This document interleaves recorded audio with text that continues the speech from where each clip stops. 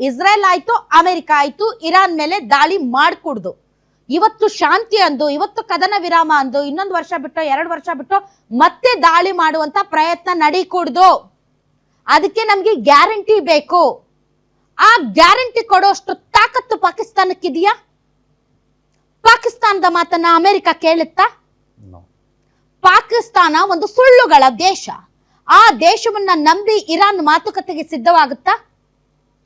ಪಾಕಿಸ್ತಾನದ ಗ್ಯಾರಂಟಿ ಮೇಲೆ ಟರ್ಕಿ, ಪಾಕಿಸ್ತಾನ ಮತ್ತು ಈಜಿಪ್ಟ್ ಈ 3 ದೇಶಗಳು ಈಗ ಮಧ್ಯಸ್ಥಿಕೆಯನ್ನ ವಹಿಸ್ತಾ ಇದ್ದಾವೆ, ಬ್ರೋಕರ್ ಕೆಲಸ ಮಾಡ್ತಾ ಇದ್ದಾರೆ. ಟರ್ಕಿ ಒಂದು ನ್ಯಾಟೋ ದೇಶ, ಇನ್ನೊಂದು ಈಜಿಪ್ಟ್ ಈಗ ಅಮೆರಿಕ ಕೊಡ್ತಾ ಇರುವಂತಹ ಫಂಡ್ಸ್ ಗಳ ಮೇಲೆ ಇರುವಂತಹ ದೇಶ. ಪಾಕಿಸ್ತಾನ ಒಂದು ಸುಳ್ಳುಗಾರ ದೇಶ. ಪಾಕಿಸ್ತಾನ ಬೆನ್ನಿಗೆ ಚೂರಿ ಹಾಕುವಂತಹ ಒಂದು ದೇಶ.